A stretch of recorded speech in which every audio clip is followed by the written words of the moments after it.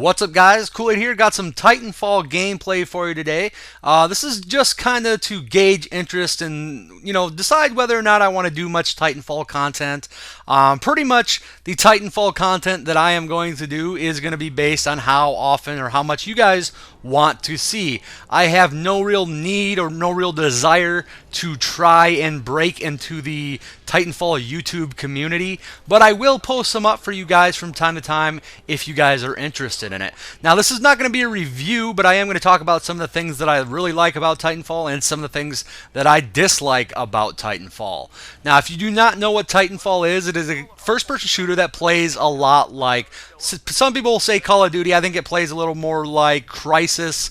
If you've ever played Crysis multiplayer, it's very fast-paced. You have jump packs, kind of. You can double jump, you can wall climb, you can wall run. There's a lot of different aspects you're getting there that you would not get in a game like Call of Duty. And then, of course, there's also Titans. These are these big mechanized robots that you get inside and you control, and you get them so often throughout the match, depending on how much stuff you're killing. Or if you're not killing anything, the timer will just automatically start to tick down, and even if you haven't killed anything in the entire game, you will still eventually get to call in a Titan at some point. And once your Titan is destroyed, that timer will start all over, and there are other ways to kind of reduce the time of your Titan as well that we'll talk about in a minute. So aside from the actual pilots or the regular players that are called pilots and the Titans, there are also NPCs spread throughout the maps, and the NPCs offer very little resistance. They're basically free kills to allow you to gain some extra experience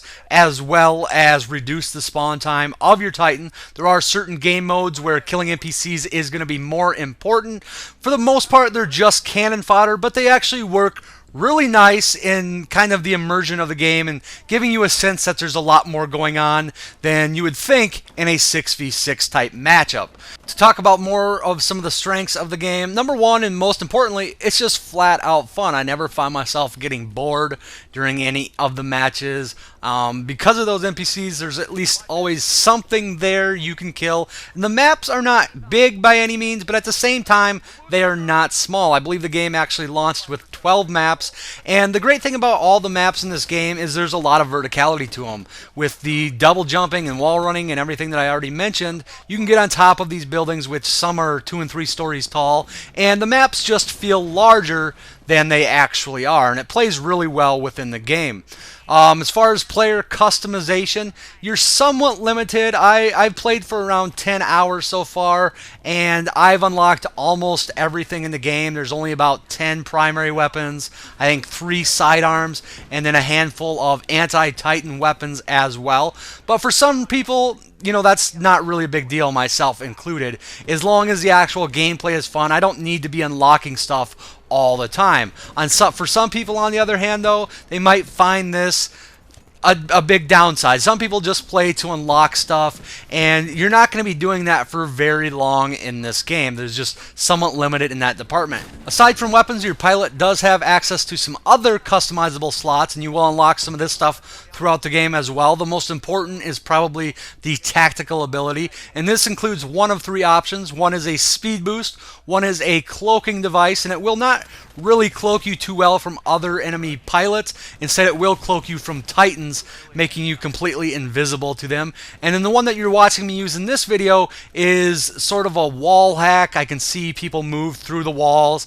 None of them seem overpowered at all. They all seem to work really well. I actually have a hard time deciding which one I like the best, and I'm constantly switching it up because they all work really well, but again, they don't really feel overpowered by any means. There are a couple more slots as well that will allow you to make some minor tweaks to your character, such as faster recharge on your tactical ability, or the ability to shoot submachine guns and pistols while sprinting, things like that.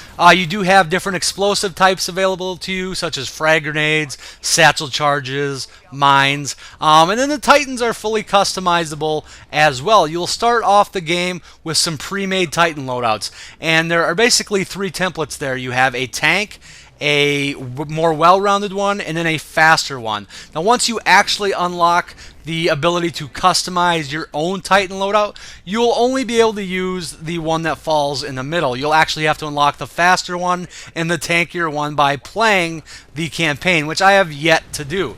But like I said, you can fully customize your Titan. This includes anything from changing the primary weapon. You can get some things by using your primary weapon that will actually change the function of the weapon. For example, I'm using the chain gun here, and the starting version of this only has 60 or 90 rounds in a mag, and it fires rather slow, but it is incredibly accurate. I actually have a thing called the accelerator equipped on it, which is going to give me an extra 90 rounds per magazine. It's going to increase the rate of fire, but it's going to make it very inaccurate. So you can do stuff like that. You can change your secondary weapon as well, which is usually some kind of missile launcher. You can change your Titan ability, which I believe there are 3. There is one that will allow you for a infinite Titan dash for a short period of time, one that will increase your damage for a short period of time, or one that will increase your defense for a short period of time. There's some other Titan abilities as well, such as electric smoke. If anybody's actually, or if an enemy is actually riding on top of your Titan, they can open the hatch up and start shooting the internals and kill you like that. If you have the electric smoke, this will actually kill them if they do not get out of there in time. There's also things like nuclear ejection. This will actually make it so when your Titan dies, it will have a massive explosion. Anything in the vicinity will die. It's really fun. It's a cool way to kind of get some kills. And there's auto ejection as well, which will launch you like a mile in the air if your Titan dies. And this will allow you to come down, and a lot of times you can land on enemy Titans and start to rodeo them at that point. And the last sort of customization aspect I want to talk about is burn cards. You may have seen these pop up on my screen a few times. Basically what they are is boosts that you can use in game. They typically last just until you die. You can only use a maximum of 3 per match. You don't have to use any if you don't want to, but there's really no reason not to. You get them a lot. I've never actually run out of cards.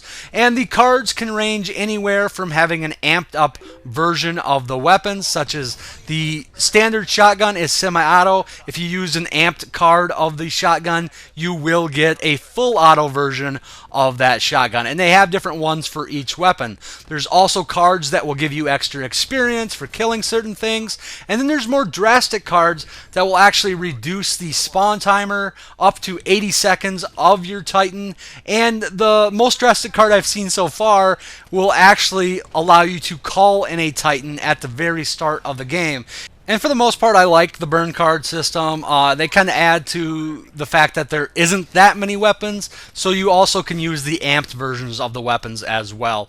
There are some downsides to the game, definitely, and the first one is the game modes. There's only, I believe, 5 or 6 game modes. There's attrition, which is basically a kill everything on the other team, NPCs included, until you get to a certain score. So it's kind of like a deathmatch, which with the NPCs included into the score.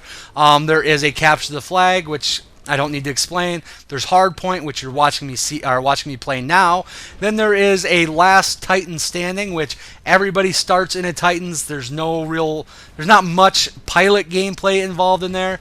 And then there's last pilot standing, which I was hoping didn't have Titans included, but it does. It's basically just a death match. And the one game mode that I would like to see added is a pilot-only game mode. And I know some of you guys are going to say, it is called Titanfall. Titans are a huge part of the game. I agree. But my favorite aspect of the game is just the pilot portion.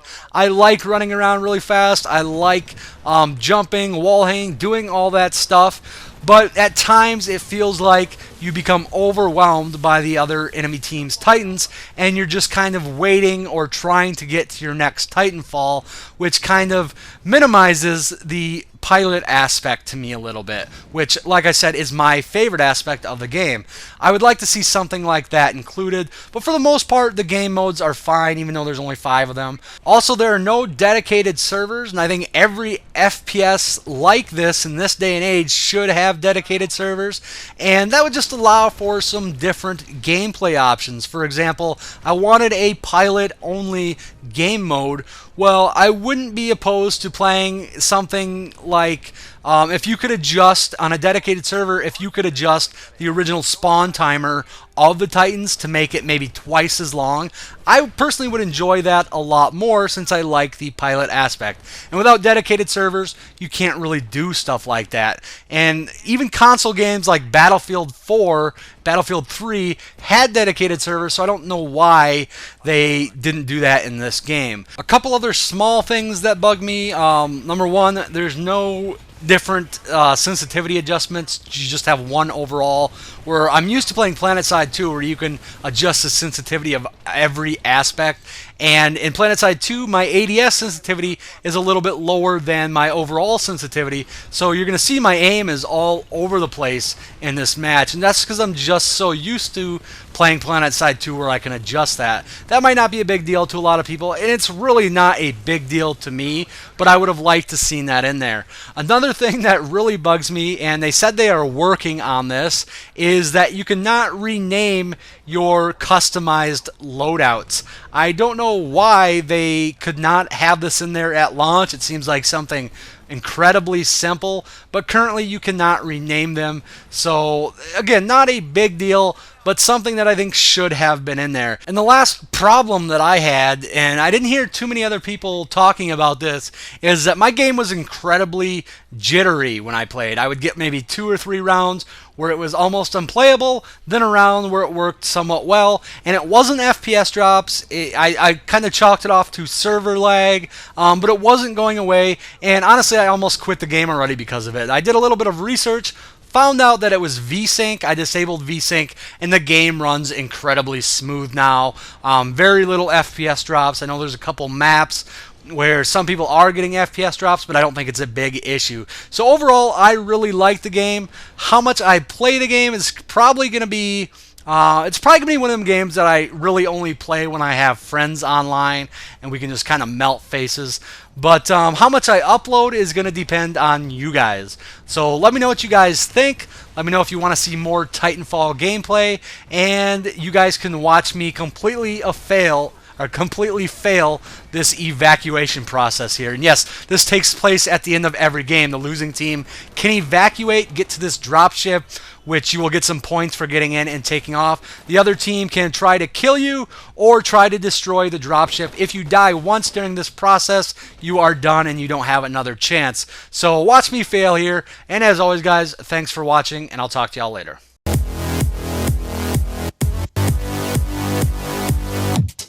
One.